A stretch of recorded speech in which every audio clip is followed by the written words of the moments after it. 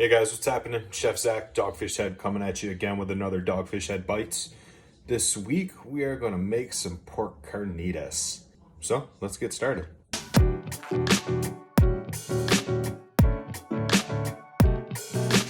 Alright, now that I took the meat off the bone, all the skin is off, I'm going to go back through and I'm going to chunk up this pork.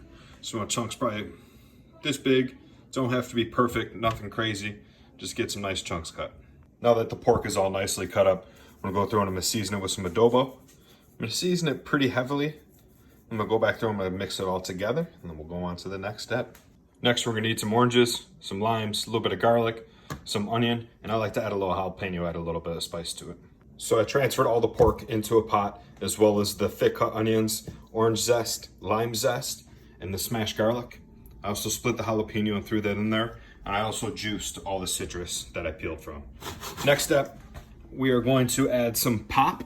Being born and raised in the 716, that's what we call it. So this is the pop that has the red cap. I'm gonna put one whole bottle in there. What this does is gonna help tenderize the meat, break it down, add a little bit of sugary flavorness to it. So now to that mixture, we're just gonna add some water. Just to make sure the pork is fully covered. Looks like I'm gonna need one more little bowl.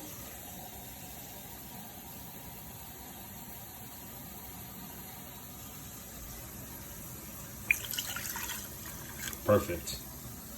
I'm gonna stir all this together. I'm gonna turn it on high heat, bring it to a quick simmer. We'll catch up with you there once it's there. While we're waiting for the pot to boil, just have a little fun with one of the sous chefs, Matilda. Let's see if she can do this. Yeah, good catch. The other sous chef got a little jealous. Can you sit?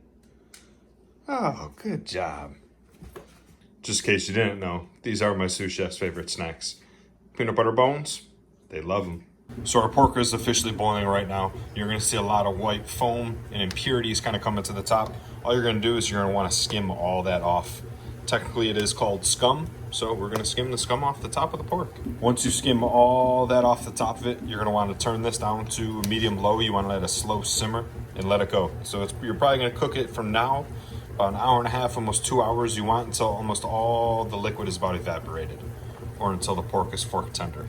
Next, we're gonna make a little bit of salsa verde. All you're gonna need to make this is some tomatillos, some lime, onion, jalapeno, garlic, and some cilantro. Tomatillos, you guys probably see these in the store a lot. Mexican husk tomatoes. What you're gonna do is you're gonna get these, you're gonna peel all the husks off, and you're gonna rinse them under water. So I have the salsa verde, everything I need in a pot right now. 9 tomatillos, 1 white onion, 1 jalapeno, and about 6 cloves of garlic. I'm gonna add a little bit of lime juice to this. So squeeze 1 lime. And then what we're gonna do is we're gonna cover this with water and we're gonna bring it to a boil. Water's in the pot with everything. I'm gonna add a little bit of adobo to it just to season it up. I'm gonna bring it to a boil and I'm gonna let it cook for probably about 10 minutes. You'll see the color change in all the vegetables. That's when you know it'll be done. Now that our onions, tomatillos, all the vegetables, garlic, and the jalapeno are all soft, we're gonna transfer the salsa verde over to the Robocool. We're gonna puree it up with the cilantro. Now when transferring all the vegetables over, you're gonna want some of the liquid. I don't add all the liquid at once just because we want to control on how thick it's gonna be. Scoop some of this out, a little bit of water.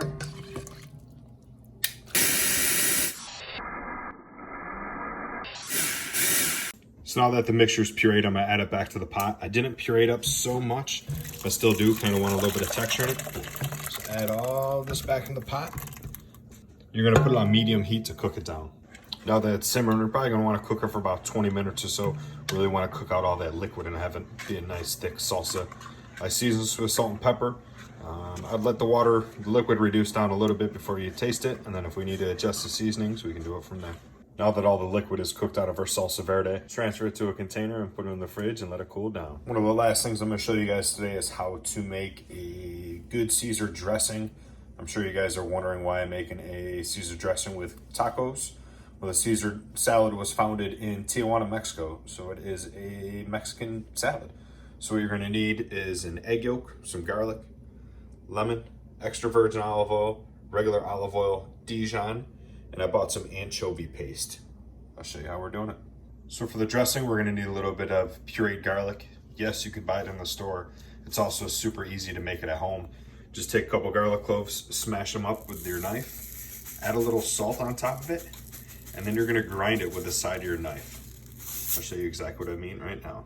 So pretty quickly I have garlic puree here, and it's literally the whole motion is just kind of macerating it with the back of your knife. The salt really helps out, grinds it up nice and fine. That way you won't have any chunks in your dressing.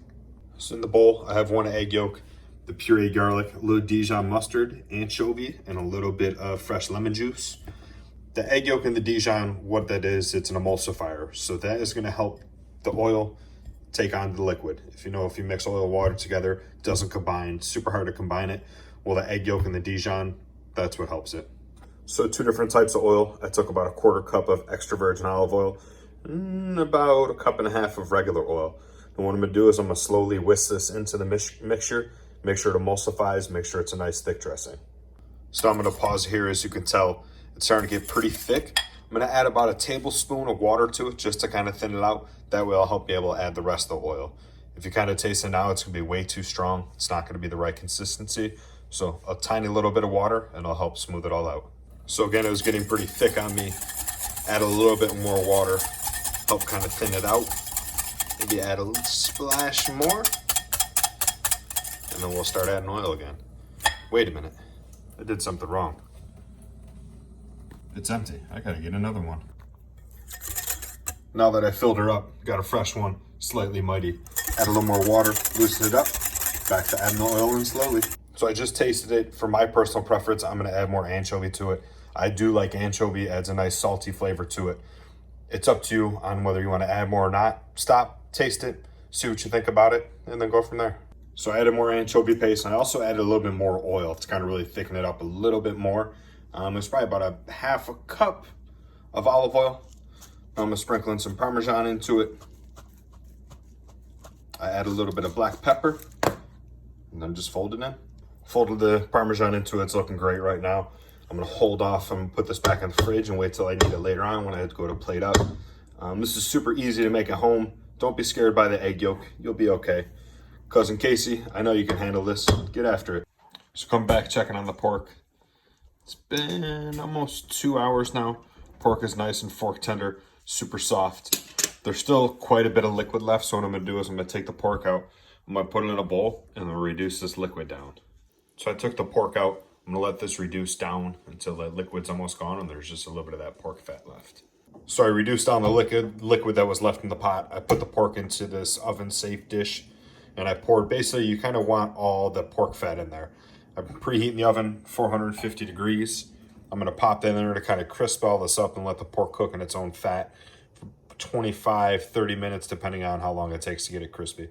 So I just put the pork in the oven. I'm gonna let this go for about 1/2 hour. And then once it's crispy, I'm gonna pull it out. All right guys, well, Carnitas is out of the oven, nice and crispy on top. Setting dinner up, build your own plates tonight. A little lime, some cilantro, our salsa verde. I made some yellow rice with frijoles, Caesar salad. Thank you guys for watching. Had a lot of fun cooking dinner today. Hopefully we'll see you again here shortly. Take care of yourself. Hopefully you guys are staying safe. Can't wait to see you guys at the pub. Go Bills.